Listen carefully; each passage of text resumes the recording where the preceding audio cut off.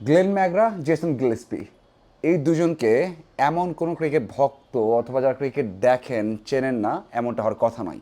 সবাই চেনেন অস্ট্রেলিয়ার লেজেন্ডারি পেসার।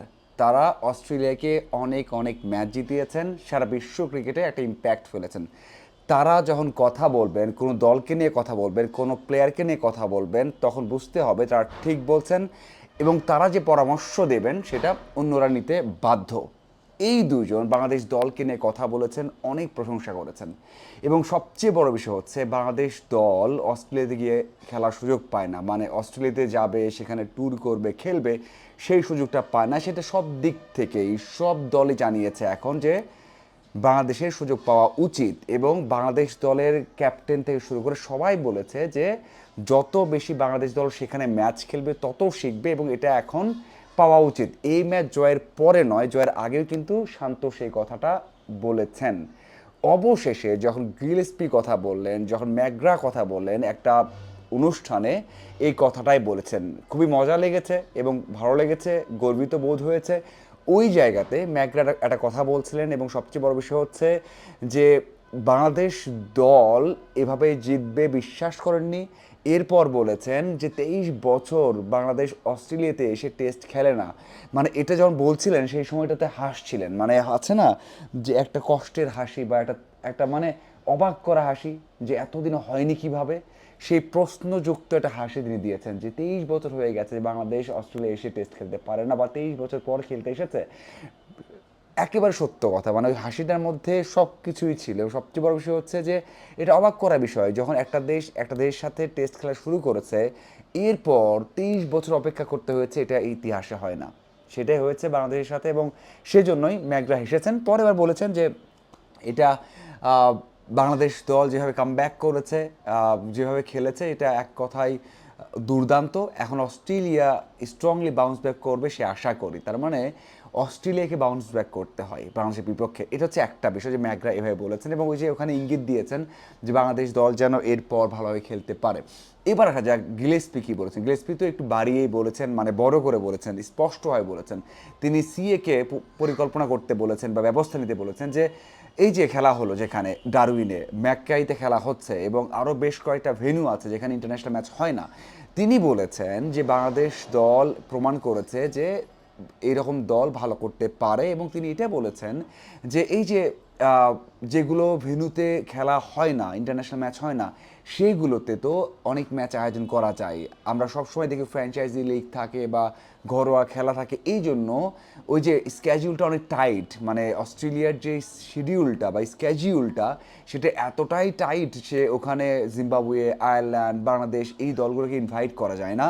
সেখানে বলেছেন যে অস্ট্রেলিয়ার একটা ক্যালেন্ডার করা উচিত বা একটা ব্যবস্থা করা উচিত যেখানে এই ধরনের মাঠে, মানে মাঠ ব্যস্ত থাকলে যেন এই ধরনের মাঠে খেলার ব্যবস্থা করা যায়। দেখুন বাংলাদেশে একটা মিরপুর আপনি 20-30টা ম্যাচ আয়োজন করতে পারেন, কিন্তু তারা তো সেটা করে না। তারা নির্দিষ্ট করে মেলবোর্ন হোক, সিডনি হোক, হোভার্ড হোক, অ্যাডিলেড হোক, ব্রিসবেন হোক, সব জায়গা থেকে কিছু নির্দিষ্ট সংখ্যক ম্যাচ রাখে, কখনো বেশি ম্যাচ রাখবে না। এই জন্য অন্য কোনো দলকে ইনভাইট করে না, ঘরোয়া ফ্র্যাঞ্চাইজি মানে বিগ ব্যাশ এইগুলো তারা চালায়। সেজন্যই বলেছেন যে সিএ মানে ক্রিকেট অস্ট্রেলিয়া একটা কাজ করতে পারে, সেটা হচ্ছে এই যে বাইরের ভেন্যুগুলো, ম্যাকাই হোক, ডারউইন হোক, বাইরে যে ম্যাচ মানে ভেন্যুগুলো আছে সেগুলো কাজে লাগাতে পারে, ম্যাচের সংখ্যা বাড়াতে পারে এবং ওই যে আয়ারল্যান্ড, আফগানিস্তান, বাংলাদেশ তাদেরকে ইনভাইট করতে পারে। খুব ভালোভাবে বলেছেন, বলেছেন যে এটা ক্রিকেটের জন্য দরকার এবং ক্রিকেটের সমর্থক যারা রয়েছে তাদের জন্য খুব করে দরকার এবং এটা করা অবশ্যই উচিত। এবং সবচেয়ে বড় বিষয় হচ্ছে যে এটা করবে কি করবে না পরের বিষয়, কিন্তু এই যে দুজন কিংবদন্তি পেসার এই কথা বললেন বা বাংলাদেশের পক্ষে দাঁড়ালেন বা যারা ছোট দল খেলতে পারছেন না তাদের নিয়ে কথা বললেন এবং তাদেরই ক্রিকেট বোর্ডকে এভাবে পরামর্শ দিলেন বা রিকোয়েস্ট করলেন, এটা কম কিসের। এবং আমি নিশ্চিত বাংলাদেশের অনেক অনেক অনেক লেজেন্ডারি ক্যারেক্টার বা ক্রিকেটের কথা কেউ শোনে না, কিন্তু অস্ট্রেলিয়াতে শোনে। তো আমার মনে হয় যে এটা কাজে লাগবে। এখন আসা যাক সমস্যাটা কি হয়। দেখুন সমস্যা হয় একটা আর্থিক, একটা ক্রিকেটীয় দিক। আর্থিক দিকটা কখনোই বাংলাদেশ এবং অস্ট্রেলিয়া যদি খেলে অস্ট্রেলিয়া মাটিতে সেটা পোষায় না। মানে বাংলাদেশ যখন অস্ট্রেলিয়ার সাথে খেলবে, ইংল্যান্ডের সাথে খেলবে, ভারতের সাথে খেলবে, এটা আর্থিকভাবে কোনো বোর্ডই তাদের লাভবান হবে না। হ্যাঁ, তারা বাংলাদেশে আসলে অনেক লাভবান হয় বাংলাদেশ, কিন্তু বাংলাদেশ যখন যাবে এটা আর্থিকভাবে কখনোই লাভবান হয়নি, হবেও না। তবে এখন এই যে দর্শক বা টিকিট বিক্রি হয়ে গেছে, যদি এটা ব্রিসবেন বা অ্যাডিলেড অথবা সিডনিতে খেলা পড়ে, তখন যেন 70,000 দর্শক হয়, ওইভাবে বিজ্ঞাপন আসে, সেটা বাড়বে যদি বাংলাদেশ এই পারফরমেন্সটা ধরে রাখতে পারে ধারাবাহিকভাবে।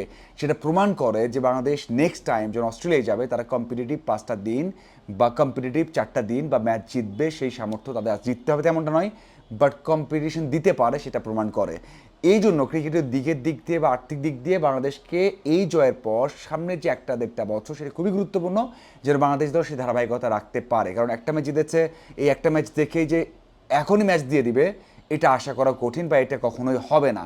এই ধারাবাহিকতাটা অবশ্যই রাখতে হবে। বাংলাদেশ দল সাউথ আফ্রিকায় যাবে বা বিপক্ষে যাবে, তখন সেটা অ্যাপ্লাই করতে হবে। আরেকটা দিক হচ্ছে ক্রিকেটের দিক, ওই যে ক্রিকেটীয় দিক যেটা, সেটা হচ্ছে বাংলাদেশ যেন 4 থেকে 5 দিন খেলতে পারে, কম্পিটিশন হয়, যেটা দর্শকদের জন্য ভালো দেখায়।